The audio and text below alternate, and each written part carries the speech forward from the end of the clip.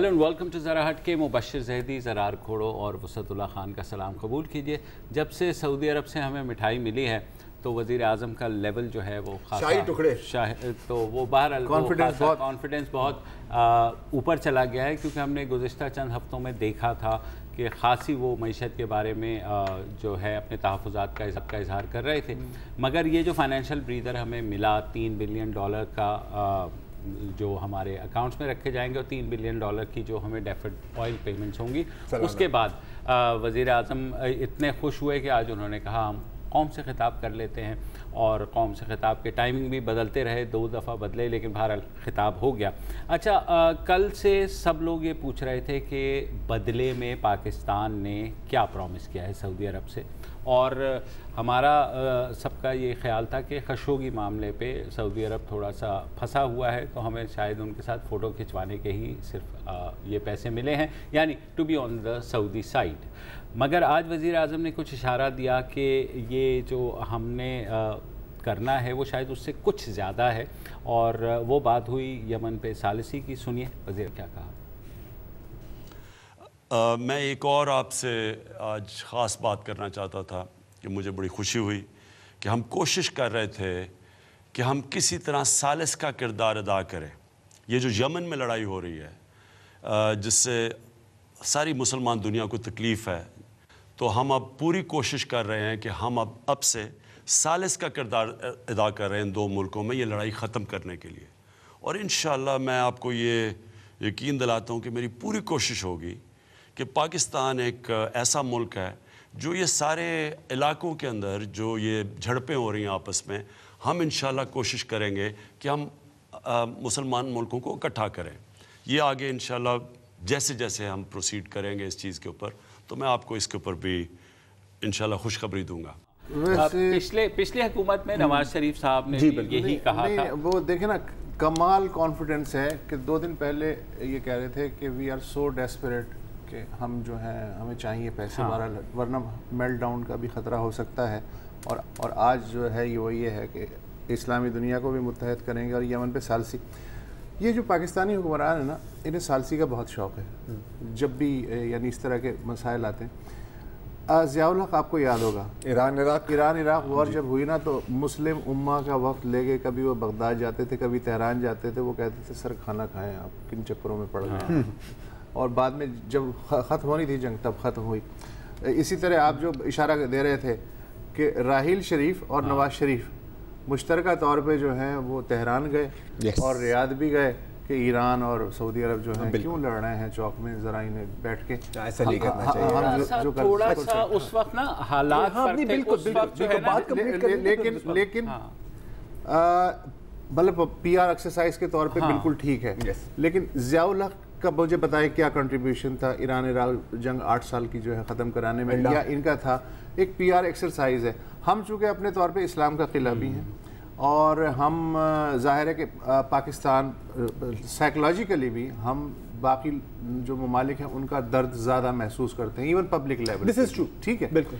तो उस मौके पे ये अब मुझे लगता है कि एक रिचुअलिस्टिक बात हो गई है कि जब भी हमारे जो कॉन्फिडेंस है हम उसको इस तरह शो करते हैं, ये कह के कि अच्छा, जो कि बुरी बात नहीं है, कौन नहीं चाहता कि इस्लामी इत्तेहाद हो, या ये है कि कम से कम जंग ना हो। लेकिन हम ज़ाहिर है कि हमारी जो अपनी जो कैपेसिटी है और अपनी जो गुंजाइश है उस हिसाब से। अच्छा, हमारी कितनी कैपेसिटी और गुंजाइश उस पर भी बात करते हैं। मुबश्शिर, आप कह रहे थे कि यार वो वक्त थोड़ा डिफरेंट था, और उस वक्त तो सऊदी जो है ना बिल्कुल एग्रेसिव हुए थे। उन्होंने यमन में घुस गए थे, वो ख्याल था कि हम 2 मिनट में वो जंग ख़त्म कर देंगे। 3 साल हो गए, 3 साल, और फिर इसीलिए वो फिर इस्लामिक फ़ौज भी बनाई है और वो सारा कुछ वो हुआ। तो मेरे ख्याल में इन 3-3.5 सालों में चीज़ें बदली हैं। और मुझे वज़ीर आज़म का ये जब उन्होंने किया ना कि हम सालिसी का किरदार अदा करना चाहते थे, तो आई थॉट के ये वही कह रहे हैं जो कमोबेश नवाज शरीफ कह चुके हैं कि भाई जनाब हम करना चाहते थे। मगर जब वो आगे एक स्टेप बढ़े हैं, जब उन्होंने कहा हम सालिसी का किरदार अदा कर रहे हैं, तब मैं थोड़ा सा ख्वाहिश बहुत अच्छी है, लेकिन सालिस का तो न्यूट्रल होना जरूरी है ना। नहीं, अब देखते हैं ना। अच्छा, और दोनों का कॉन्फिडेंस होना जरूरी है। बिल्कुल। अच्छा, पहले तो हमें देखना होगा कि सालिसी किन इनके पीछे होगी। हाँ। ठीक है, बिकॉज क्या उन्होंने कहा है कि करवाएं? अच्छा, अब दो तीन चीजें हैं। आपने जो अभी तारीखी पस मंजर पेश किया है 100% सही है, आपकी बात भी 100% सही है कि चीजें थोड़ी सी बदली हैं। अब मैं आपको एक पॉइंट देता हूं जो आपकी बात को सपोर्ट कर रहा है। जंग उस वक्त खत्म होती है कि या तो एक जीत जाए या तो सब थक जाए। ठीक है, अगर अभी हम मिडिल ईस्ट को देखें, सऊदी अरब की कोशिश थी, अच्छा कभी सऊदी अरब मिलिट्री और पॉलिटिकल पावर नहीं रहा, उनकी रही है चेकबुक डिप्लोमेसी और एक जो रिलीजियस लिजिटिमेसी मिलती है आपको खादमैन शरीफैन होने के नाते से। ठीक है, उसको कब तक कैश करोगे? इन्होंने कोशिश की कि यार अब हम मिलिट्री पावर भी बने, बुरी तरह से नाकाम हुए, बुरी तरह से। ठीक है, 2015 में यमन में जंग शुरू की, कख नहीं मिला, मिलियंस ऑफ डॉलर्स आपने ही अपने ही वेस्ट किए। फिर वो इस्लामी अलायंस भी बन गया। इस्लामी अलायंस क्या बना किसी को पता ही नहीं है यार, वो व्हाट्सएप पर ही थी, बदनामी हुई ये बहुत अच्छा ये भी क्योंकि जब बच्चों के आपने बस को टारगेट किया, उसके अलावा अस्पतालों को आपने टारगेट और किया फिर खश होगी। ठीक है, तो वीक विकेट पर हैं और ये आप भी कल बात कर रहे थे, आपको याद होगा कि यार अब वो थोड़ा सा पीछे हट रहे हैं। अच्छा, ईरान बिल्कुल खामोश है, क्लेवर, लेकिन ईरान की पोजीशन भी अब वो नहीं है जो प्री ट्रंप थी। प्री ट्रंप तो लग रहा था कि पूरे रीजन पे छा जाएगी। ठीक है, तमाम फरीक एग्जॉस्ट हो जाते हैं। अब तीसरा फरीक भी है, वो तुर्की। ठीक है, तुर्की का लीरा का भी अपने हाल देख लिया, और हालांकि तुर्की में अब थोड़ी सी कॉन्फिडेंस आई है, थोड़ा सा अपर हैंड है, they are not out of the woods. तो एक पॉसिबिलिटी, अच्छा मैं ये नहीं कह रहा कि कल सब भाई भाई हो जाएंगे, बिल्कुल भी नहीं, खलाएं हैं और बहुत बड़ी खलाएं हैं। ठीक है, तुर्की और सऊदी के बीच में भी है, और वो तो उसका एक अपनी तारीख है, अगर उसमें हम घुस जाएंगे तो अगले 2 घंटे निकल जाएंगे। यहाँ पे एक पॉसिबिलिटी बनती है कि पीस सेटलमेंट हो सकती है, या कम से कम उसकी कोशिश की जा सकती है। अच्छा, उससे पहले वापस आते हैं कि अच्छा सालिसी अगर होगी, और ये अभी हम सिर्फ अगर मगर पे ही खेल रहे हैं, हम ये वाजे कर लें, क्योंकि लोग तो मतलब पता नहीं कहाँ पहुंच गए हैं ना अपनी वो जो सोशल मीडिया। और एक कामयाब अटेम्प्ट की हुई है पाकिस्तान की तारीख में जो वाकई कामयाब। अच्छा, वो कौन सी? जब याहिया खान ने हेनरी किसिंगर के लिए इंतजाम किया था कि वो बीजिंग जाए 1970 तो मुमकिन तो है ना बॉस। बिल्कुल। अच्छा, और वहां पर भी बॉस क्या हुआ था? Enemy of my enemy is my friend. तो फैसिलिटेटर तो हो सकते हैं, फैसिलिटेटर ही बात है ना बॉस, वही बहुत है। अच्छा, असलम बेग ने भी रिफ्यूज किया था। नहीं, वो तो बहुत सारी मिसालें हैं जो कामयाब मिसालें। Nixon going to China is the acknowledge, globally acknowledged ये था, और ये बहुत बड़ी बात थी। ये तो छोटे हैं फिर भी चीन और अगर यूएस से कंपेयर करें। अच्छा, सालिसी की बात की, ठीक है, तो अगर कोई समझ रहा है कि एक साइड पर सऊदी अरब बैठेगा और दूसरी साइड पर हुसी बैठेंगे, तो हुसी के पीछे भी कुछ लोग बैठे हुए हैं, और वो है ईरान। कोई माने या ना माने, obviously they are also a participant. अब जाहिर है कि कोई ये नहीं कह रहा कि वो सब एक टेबल पर बैठेंगे। भाई जीसीसी बैठेगा, ईरान बैठेगा, टर्की बैठेगा, नहीं मतलब, और जो बड़ी पावर्स हैं वो इजाज़ी तौर पे वैसे ही बैठती हैं, चाइना, रशिया, बिल्कुल। आई मीन हाइपोथेटिकली तो हमें नहीं पता कौन बैठेगा। माय पॉइंट इज कि बहुत कोशिश की गई है कि हम बिल्कुल ही अपने ताल्लुकात काट दें ईरान से, बहुत कोशिश की गई है। यूएस का प्रेशर भी आप पे पड़ा था, ठीक है। ईरान पाकिस्तान गैस पाइपलाइन का क्या बना, क्यों नहीं बना, यही है ना। सऊदी अरब से भी आपको बहुत प्रेशर पड़ा था, लेकिन शुक्र अल्लाह ताला we did not take the bait so far। और हाँ, अब आप अफोर्ड कर ही नहीं सकते, आपका बॉर्डर में है ना, आप नहीं अफोर्ड। या तो ईरान के पहिए लगे होते तो आप उसे कहते चल भाई तू हाँ, या हमारे पहिए लगे, देखो बिल्कुल नहीं कर सकते ना। माय पॉइंट इज कि हमने नहीं किया, ठीक है। ये एक बहुत बड़ी अचीवमेंट थी। आपको याद है हमने कितनी दफ़ा इस पर बात की है कि यार ये मतलब मुआहदा हो गया है, क्या हम यमन फौज भेजेंगे। कुछ तो हमारे हज़रात सोशल मीडिया ने हमारे पूरी बैटलशिप्स भी वहाँ पर भेज दी थी, जो बैटलशिप्स पाकिस्तान नेवी के पास है भी नहीं, वो भी भेज दी थी। तस्वीरें आ गई थी। अभी तक वी हैव अवॉइडेड इट। और हालांकि हम लेजिटिमेटली बहुत बार पाकिस्तान की फॉरेन पॉलिसी को क्रिटिसाइज करते हैं, ये एक पॉलिसी है जो पिछले हुकूमत में भी और इस हुकूमत में भी सो फार हम इसमें नहीं फंसे। पिछले 5-7 साल में फॉरेन ऑफिस और जो फौजी क़यादत है वो बैलेंसिंग एक्ट थोड़े से सक्सेसफुल रहे हैं। तो दैट गिव्स मी कॉन्फिडेंस कि हम इसमें वो वहां नहीं घुसेंगे। ये जो लोग कह रहे हैं ना कि क्या शराइत और ज़वाबित है इस 12 बिलियन के पीछे, हमें नहीं पता। बिल्कुल पेश करनी चाहिए पार्लियामेंट के सामने आपको, I am hope they will, लेकिन मुझे नहीं लगता कि हम इसमें उस तरह फंसेंगे। I don't. अच्छा, हमने ब्रेक लेनी है। आप ये बता दें कि अगले सेगमेंट में हम जो वज़ीर आज़म ने इकोनॉमी के बारे में, लोकल इकोनॉमी के बारे में कहा है कि क्या वो होगा, शुड वी डिस्कस या जो मलेशिया क्यों जा रहे हैं, ये ब्रेक में हम तय कर लेते हैं। अभी के लिए ब्रेक तो नहीं है।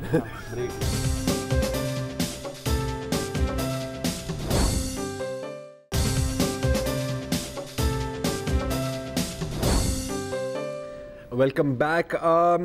बहुत बात हो रही है कि इतने पैसे मिले हैं, इसके बदले में क्या हमें देना पड़ेगा। तो एक तो पहली बात है कि हमारी आदत है कि अभी हमारी मुर्गी ने अंडे भी नहीं दिए होते और हमने पहले से ही ऑमलेट खा लिया होता है अपने जहन में, ठीक है ना, ये एक मसला है हमारे साथ। तो अभी ज़रा रिलैक्स करें, चिल करें, क्योंकि जाहिर है कि कोई चीज़ मुफ्त की नहीं मिलती, शराइत और ज़वाबित लागू हैं, लेकिन इस बात को नज़र रखते हुए कि अभी सऊदी अरेबिया की विकेट थोड़ी वीक है, तो मेरी नाक़िस राय में इतनी स्ट्रिक्ट टर्म्स एंड कंडीशंस शायद ना हो। That is my personal opinion. और इसकी मैं आपको एक और भी बैकिंग एविडेंस दे सकता हूँ कि जब पहली दफ़ा गए थे अपने पहले दौरे पर सऊदी अरेबिया, तो he came back almost empty handed. एक दो वेग प्लेजेस थे कि हाँ यार वो कोई रिफाइनरी बना देंगे, अच्छा वो रिको डिको भी हम देख सकते हैं, और सीपेक शीपेक हाँ सही है सोचते हैं। What changed in the middle? Khashoggi था। हाँ, खशोगी। तो ये मेरा पॉइंट है। आज का जो ताज़ा तरीन खशोगी जो डेवलपमेंट्स हुई हैं वो ये हैं कि जो मोहम्मद बिन सलमान वली अहद हैं, उन्होंने जो इन्वेस्टमेंट कॉन्फ्रेंस है आज उन्होंने खिताब किया और उन्होंने कहा कि जी जमाल खशोगी कत्ल का वाक़या सबके लिए इंतहाई तकलीफ़ दह है और यकीनन इंसाफ जो है उसके तकाज़े पूरे किए जाएंगे। इस भयानक जुर्म का दिफा नहीं हो सकता। तमाम मुलजिमों को इबरतनाक ये MBS कह रहे हैं। अच्छा, मैं बस कंफर्म कर रहा हूँ कि MBS है, मैं दोबारा कह रहा हूँ MBS का खिताब है।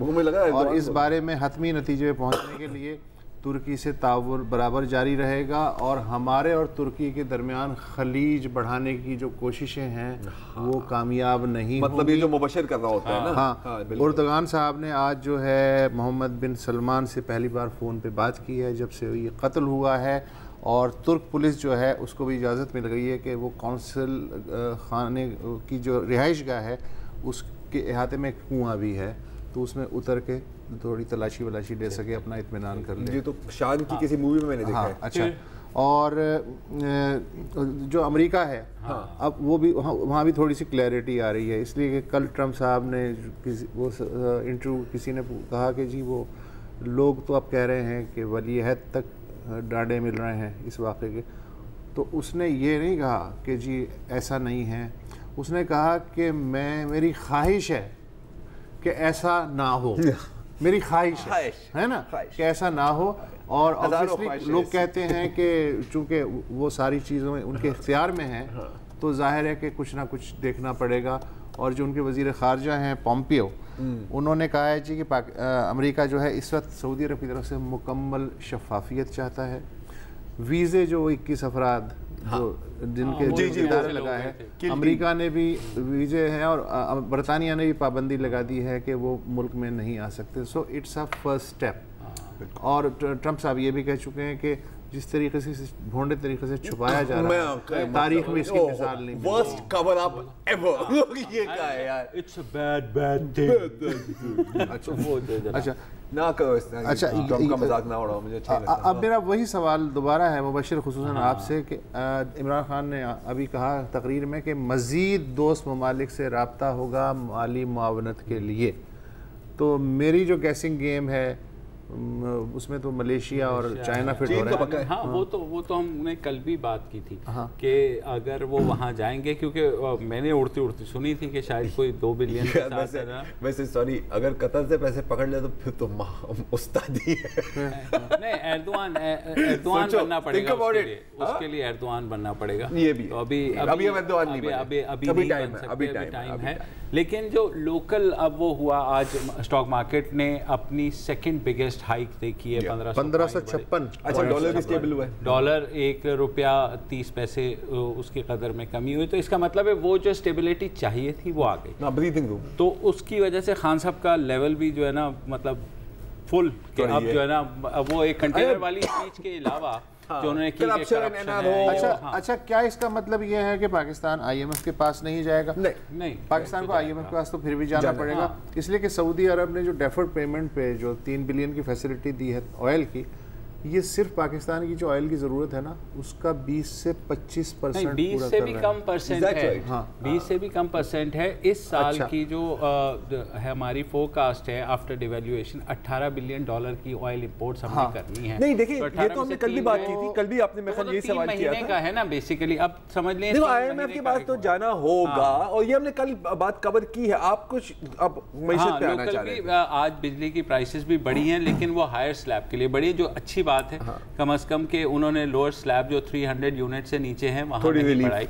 3 से 700 तक 10% है, और 700 से बियॉन्ड जो है 15% इंक्रीज़ हुई। खान साहब जो है वो ज़ाहिर है सुहाने सपने भी बुन रहे हैं, तो सुनिए। सुहाने सपने अब नहीं कह सकते 3 बिलियन लेके आए, तो क्या अब नहीं। तो सर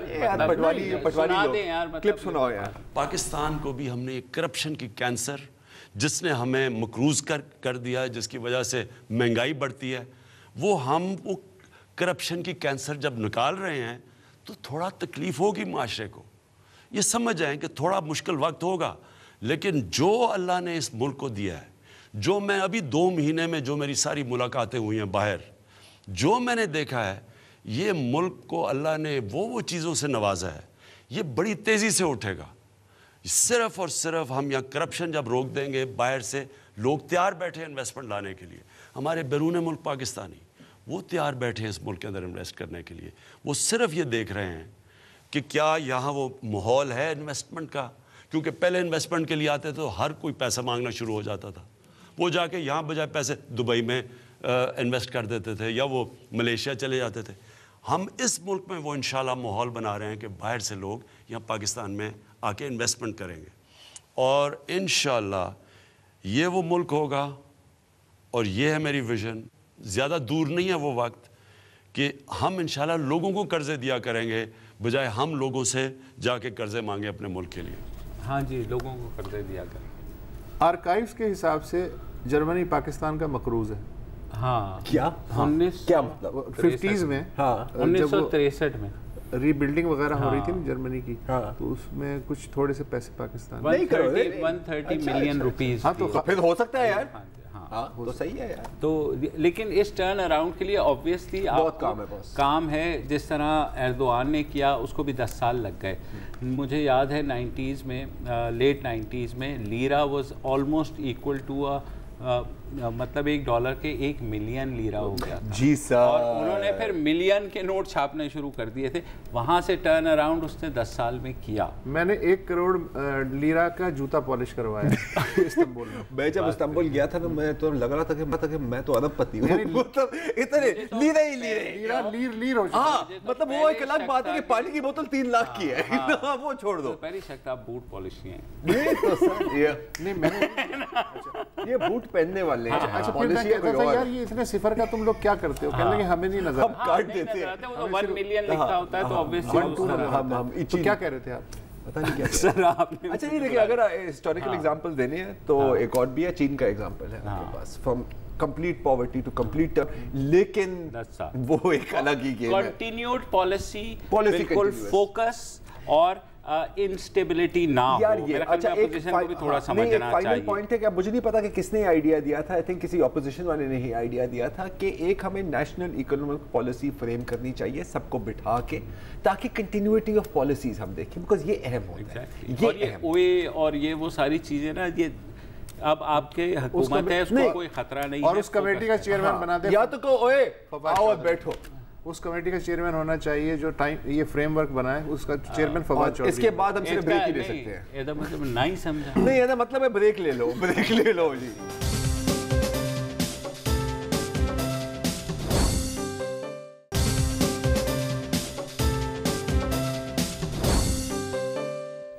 वेलकम बैक। इस वक्त अगर देखा जाए तो जितना संगीन सियासत का मसला है, उससे कहीं ज़्यादा संगीन माहौलियात का मसला है, और माहौलियात के मसले में भी पानी, और पानी में भी किल्लत का मसला है। भाषा डैम बनाने की तहरीक चल रही है, चंदा जमा हो रहा है, डैम तो बन जाएगा, लेकिन सवाल ये है कि क्या पानी भी आएगा? पानी कहाँ से आएगा? इसलिए कि रिपोर्ट ये है कि ग्लेशियर्स तेज़ी से पिघल रहे हैं, और पाकिस्तान जो है वो 10 जो बदतरीन फेस कर रहे हैं माहौलियाती तब्दीलियाँ, उन ममालिक में शामिल है। ऐसे में कौन सी ऐसी टेक्नोलॉजी हो जो इस तरह के प्रॉब्लम हल कर सके? बहुत सारी टेक्नोलॉजीज़ हैं। सबसे कदीम तो क्लाउड सीडिंग की आपको मालूम होगा, 1940s से जो है वो इस पे काम हो रहा है, चल रही है कि जी सिल्वर आयोडाइड जो है जहाज़ या रॉकेट के ज़रिए बादलों में इंजेक्ट कर दिए जाते हैं और फिर वो वहाँ बारिश हो जाती है एक मुख्तसर से एरिया में। लेकिन ज़ाहिर है कि साइंस तरक्की कर रही है। अब जो एक और नई टेक्नोलॉजी जिसका हम सुन रहे हैं वो है electric ion generator system.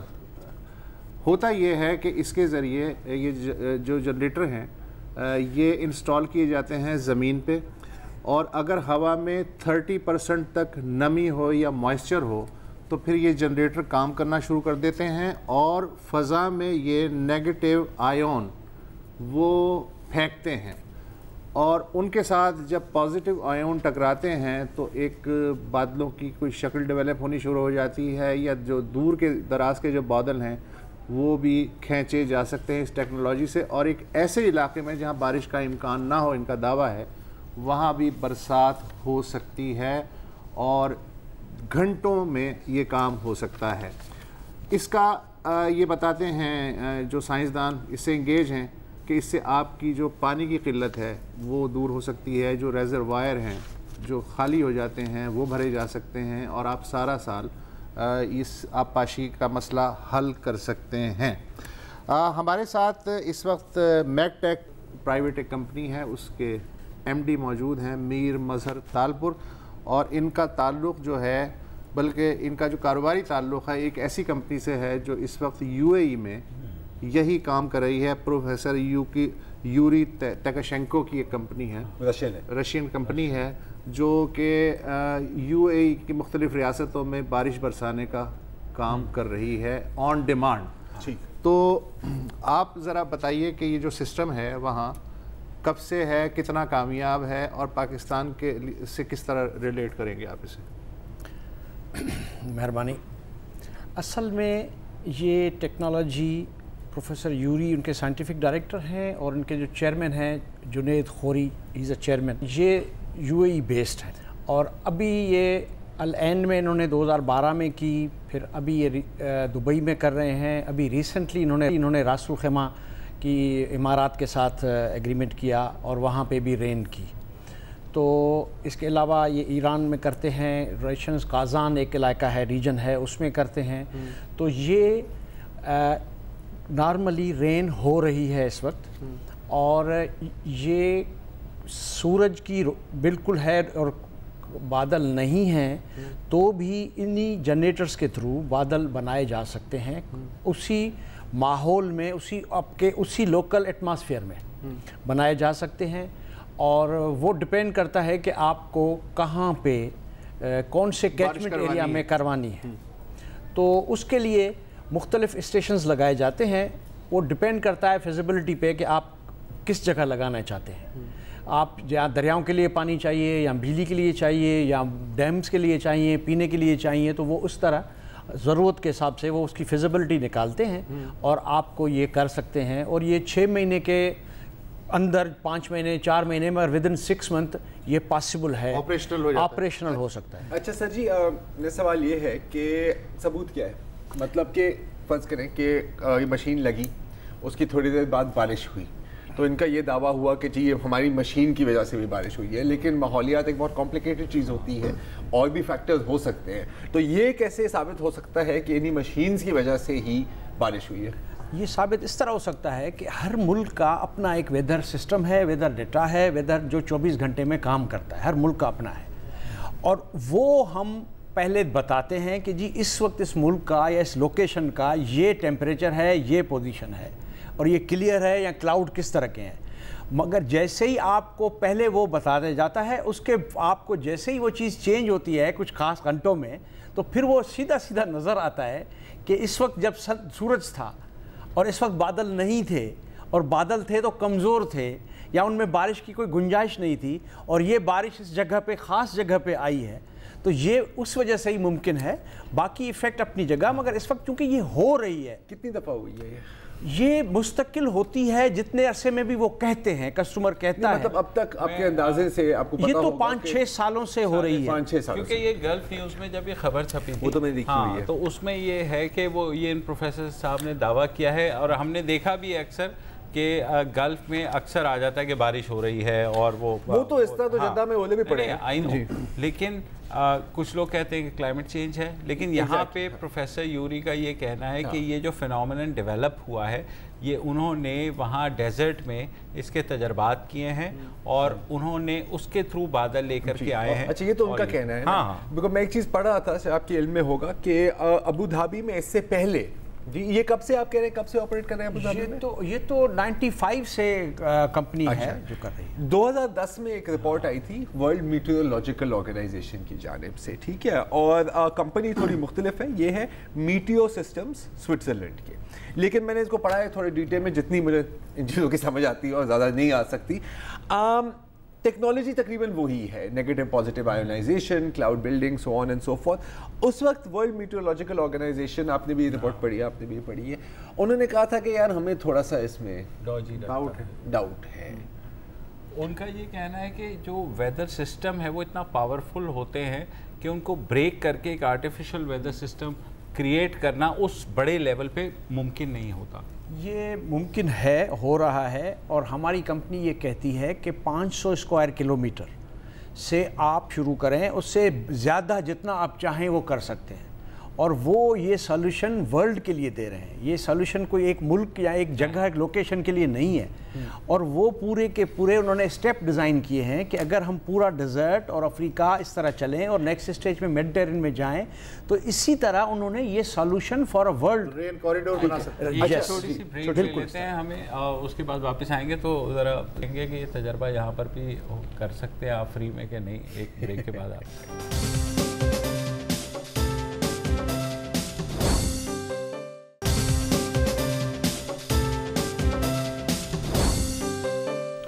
Welcome back. क्या हम अपनी मर्ज़ी से बारिश कर सकते हैं? इस बारे में टेक्नोलॉजी अगर कोई है तो उस पर बात हो रही है। मैकटेक के मीर मज़हर तालपुर साहब, अभी वक्फे में जो आपसे गुफ्तगू हो रही थी, आपने कहा था कि अगर पाकिस्तान जैसा मुल्क है, अगर हम यहाँ ये सेटअप लगाएं इलेक्ट्रिक आयन जनरेटर सिस्टम का, मॉडर्न किस्म का, तो हार्डवेयर जो है उसका जो ख़र्चा है 8 से लेके और 12 अरब रुपए के दरमियान कहीं आएगा, और उसकी मेंटेनेंस कास्ट जो है वो तकरीबन 30 करोड़ रुपए सालाना तक होगी, जो कि बज़ाहिर बहुत सस्ता है पूरा नुस्खा। अच्छा, जो मैं तो कहने वाला था ठीक ठाक महंगा है। नहीं, कहाँ से महंगा यार, इन टर्म्स ऑफ डॉलर्स देखो ना ज़रा। चलो अच्छा, और बाकी फिर प्रोजेक्ट्स देखें तो अच्छा 2013 में आपने वापडा को ब्रीफिंग दी थी आप लोगों ने इस सिस्टम के बारे में, तो उनका क्या रिस्पांस था? फिर कोई पेशरफ्त हुई इस बारे में या नहीं? वापडा को हमने 2 दफ़ा दी थी, 2013 में भी दी, 2014 में जब जफ़र महमूद साहब थे चेयरमैन वापडा, तो उसके बाद उन्होंने प्रेजेंटेशन ली। हमारा जो इंटरनेशनल डेवलपमेंट के हेड थे मिस्टर गैरी, वो आए थे इस्लामाबाद, उन्होंने प्रेजेंटेशन दी थी उनको। उसके बाद कोई मूवमेंट नहीं हुई, क्योंकि वो इम्प्रेस नहीं हुए या क्या? नहीं, उन्होंने चेक ही नहीं किया। उन्होंने दुबई उसको स्टार्ट, एक कदम भी उन्होंने नहीं उठाया, एक स्टेप भी नहीं उठाया कि हमने कहा कि ये भी नहीं कि दुबई की टिकट भरो और चेक कर लो, कुछ भी नहीं किया। उसके उन्होंने हमें उसके बारे में कुछ भी उन्होंने नहीं मतलब कहा, जीरो मिला है उसके हमें उसके बाद। हालांकि हमने उनको सीधे कहा था कि अगर आप एक्सपेरिमेंटली मंगला पे कर लें, मंगला की आपने रिवर बैंक उसको बढ़ा है 100 बिलियन अरब रुपए, 100 अरब रुपए लगा के, तो आपके पास पानी तो है नहीं।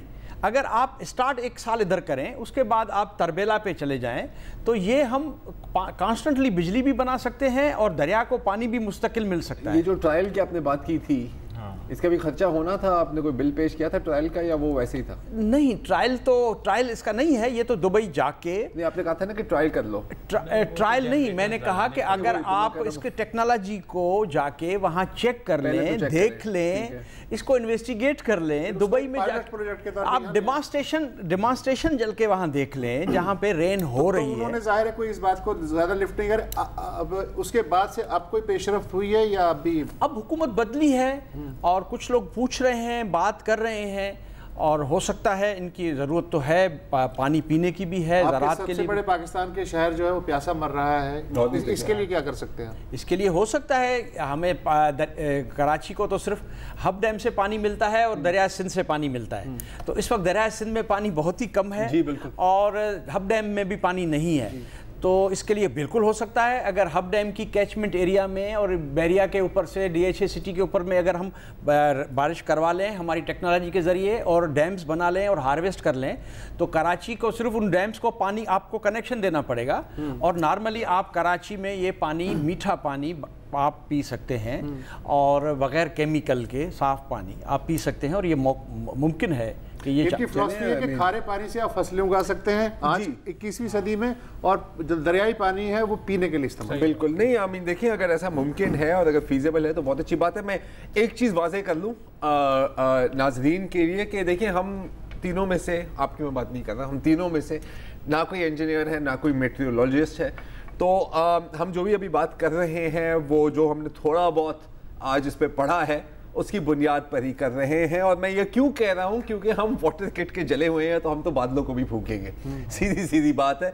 हम ओनरशिप नहीं ले रहे, लेकिन एक इंटरेस्टिंग प्रोजेक्ट था, उस आपकी नज़र में आया था तो ये हम पेश कर रहे हैं। अगर इससे कोई मुल्क की बेहतरी हो सकती है तो बल्ले बल्ले, अगर नहीं तो माजरत। वो है कि वो एक्सप्लोर कर सकते हैं, एक्सप्लोर करने में कोई हर्ज, देखिए यार दुबई जाके देखने में तो कोई हर्ज नहीं है, बिल्कुल मिनिमम ज़्यादा से ज़्यादा आपका क्या खर्चा होगा, टिकट का ही खर्चा होगा, वहाँ पे रहने सहने का खर्चा होगा, दैट इज ऑल। इतना तो हम आई थिंक एक्सपेक्ट कर सकते हैं। हम भी चलते हैं दुबई, अगर हमें भेज दें हम मैं चेक करने के लिए तैयार। हाँ चलें भारत।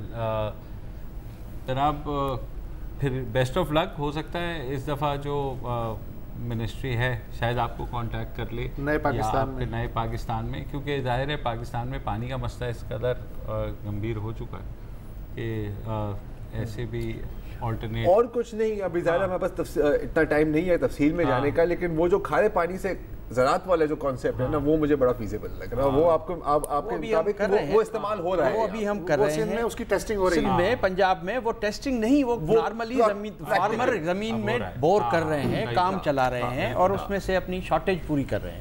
नहीं, मुझे यकीन है कि अगर ये जो सारे जो मसले मसाइल ना दुनिया के, ये टेक्नोलॉजी से ही हाँ, लेकिन सवाल ये है कि वही बात है कि एक NGO आई मेरे गाँव में और उसने कहा हम आपको कुआं खोद देते हैं, पानी की किल्लत दूर हो जाएगी। तो मैंने कहा वो तो ठीक है, लेकिन मुझे इसमें से क्या मिलेगा? ये बिल्कुल ही आज के लिए, और कल दोबारा हाजिर होंगे। इजाज़त दीजिए, खुदा हाफ़िज़। अस्सलाम वालेकुम। अगर आपको हमारे शो पसंद आया है तो प्लीज़ हमारे YouTube चैनल को सब्सक्राइब करें और अगर मुनासिब समझे तो इस वीडियो को लाइक भी कर लें, तो कोई हर्ज नहीं है, और शेयर भी कर लें और कमेंट भी कर दें, वरना वो सब ऐसे ही लिखते रहें। और ये जो दोनों कह रहे हैं ये कर लें जी प्लीज़, नहीं तो हमें भी घर जाना है, मैं आपके कंप्यूटर में नहीं रहना 24 घंटे। सही बात।